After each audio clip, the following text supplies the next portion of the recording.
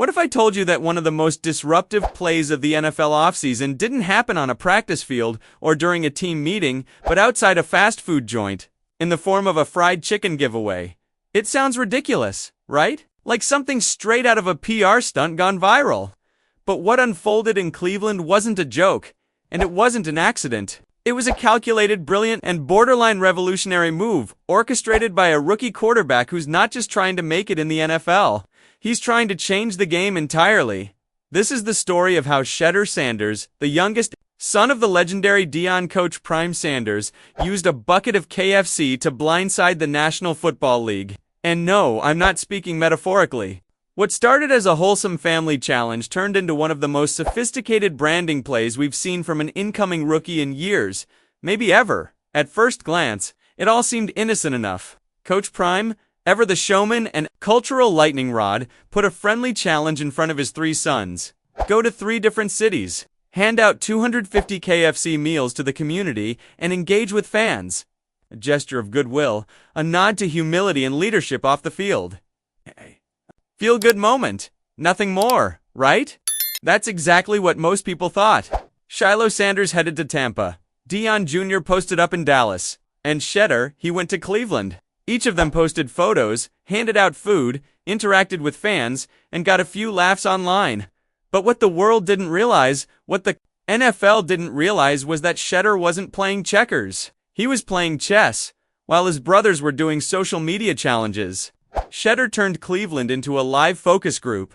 He wasn't just there to smile and pose. He was running a brand experiment, a real-time test of market engagement, emotional investment, and fan mobilization, the kind of analysis that usually takes weeks, months, and entire marketing departments to produce. And the response was staggering by the time Shedeur showed up in Cleveland. The energy was electric. The crowd wasn't just there for free food, they were there for him. They came in droves, wrapping around the block. Some fans skipped work. Others pulled their kids out of school. Grown men and women cried just to shake his hand. And all of this before he had even thrown a single pass in the NFL. Let that sink in. This wasn't a game. It was a phenomenon. A moment where a city starving for a football savior showed up not because of what Shedeur had done, but because of what he represented. Hope.c, Cleveland has been through it. Johnny Manziel, Baker Mayfield, Deshaun Watson, the fan base is passionate.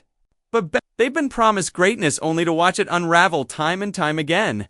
So when Shedeur walked into that city, what he gave them, even if only for a moment, was belief. A new name to chant, a new face to believe in, and Shedeur, he didn't disappoint. He moved through the crowd with calm authority, laughing with fans, signing autographs, embracing people like he'd known them for years. But more than that, he watched, he listened. He studied the crowd the way a CEO watches a product launch. Not just looking for smiles, but measuring reactions, clocking energy levels, taking mental snapshots of who showed up and what they were saying. This wasn't a feel-good event. This was a case study in influence. A live demonstration of how a single player, a rookie no less, could mobilize a fan base and command a narrative. And the NFL was not ready for it. Executives started calling emergency meetings. Team PR reps began dissecting the footage. Analysts tried to understand what just happened. 'Cause suddenly, Cleveland wasn't just excited about their new quarterback. They were obsessed, emotionally invested, ready to ride for him before he even stepped onto the field. And that's where the real genius comes in the NFL. Rookie contracts are often dictated by draft order, performance projections, and generic potential. A young QB might get a few endorsement deals, a signing bonus, and some rookie buzz, but that's it. No real leverage, no real negotiating power. But Shedeur, he just rewrote that rulebook by proving he could generate economic and emotional value. Before even playing a down, he walked into negotiations with something few rookies ever have: proof of concept. He didn't just bring athleticism, he brought marketing firepower, audience command, brand potential. And in this league where TV deals and merchandise sales rule everything, well, that's more valuable than any 40-yard dash time. But then came the moment that truly defined the event, the moment that proved Shedeur wasn't just lucky or writing on his dad's name, as chants of QB1 echoed through the crowd. A heckler yelled out, "Hey, Joe Flacco, ain't it? We need Shedeur." The crowd froze. This could have gone badly. A rookie quarterback being baited into taking a shot at a veteran. Headlines write themselves.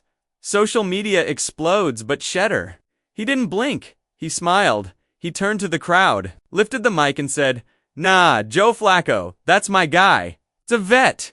Much respect." Boom. In one sentence, he diffused the tension, honored the veteran, and earned the respect of everyone watching. Hell, that wasn't luck.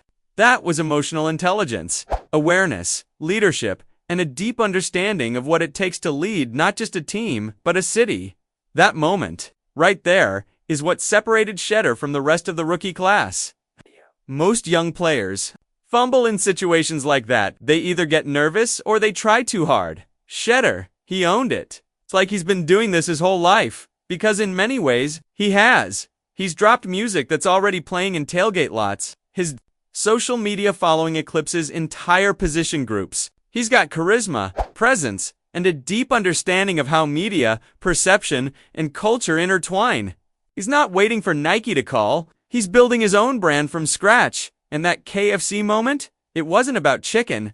It was about command. It was about showing the NFL and the city of Cleveland that he's not just ready to play football. He's ready to lead a movement. This isn't just a rookie learning the ropes. This is a cultural architect building something far bigger than a stat line. Because in today's NFL, being a great quarterback is only half the battle. You've got to be a leader, a brand, a lightning rod for attention, energy, and belief. And Shedeur Sanders, he checks every box. As the season approaches, don't be surprised when his name dominates headlines. Don't be surprised when endorsement deals flood in. And don't be surprised when his jersey starts outselling veterans across the league. Because this is no ordinary rookie. This is a quarterback who understands the moment and knows how to shape it. He's got the arm. He's got the mindset. And now, thanks to one bucket of chicken and a crowd of believers, he's got the leverage. And the rest of the NFL. They better start paying attention, because Shedeur Sanders just changed the game before the game even began. Look around the league right now. You've got Caleb Williams, you've got Jaden Daniels, both under the kind of pressure that can crack a career before it even begins, and both still learning what it really means to carry a franchise. But Shedeur Sanders, he walked into Cleveland like he'd already been doing it for years. He knows how to move a crowd. He knows how to connect with fans. He knows how to lead with confidence without tipping into arrogance. And that's exactly why this arrival, hit different. Because this doesn't feel like another false dawn for Browns fans. Not just another savior in a long line of letdowns. They've been burned before. They've believed in the wrong guy more than once. But this time, it feels different. Maybe it's the Sanders name. Maybe it's the composure. Or maybe, for the first time in a long time, Cleveland feels like they found a quarterback who actually gets them. That viral KFC moment. That wasn't about chicken, it was about connection. And Shedeur Sanders, he isn't just another draft pick anymore. He's leading before ever taking a snap. He's carrying the emotional weight of an entire city. Shedeur didn't just show up in Cleveland to play football. He arrived as a multi-dimensional force of nature. A rising musician with tracks already on fans' playlists. A social media powerhouse racking up millions of impressions before his first training camp. A cultural lightning rod who can ignite. A city with a single appearance in a fast food parking lot? This isn't just about playing quarterback. This is about being a phenomenon. And the NFL, they're watching closely. For years, teams have relied on curated interviews and polished ad campaigns to introduce rookies, but the Sanders family, they're rewriting the whole playbook. No filters, no middlemen. Just direct, authentic connection with the fans. And it's working, because this isn't just hype. It's momentum built on truth. For Cleveland, this is about more than just an exciting Sunday. This is about finally mattering again on a national scale. A city starved for relevance just watched 1,000 people show up to a fast food lot on a weekday for a rookie quarterback. That's not normal. That's not small. That's power. And here's the thing. This isn't just about right now. This is legacy building. The Sanders family isn't just raising NFL talent. They're constructing a brand. An empire? One that fuses sports, music, media, culture, all into one unstoppable force. Shedeur is the next step in that vision. He's got the arm, the charisma, the mind for business, and the platform to make the Browns more than a team. He can make them a movement, and the league sees it. Even if they don't want to admit it.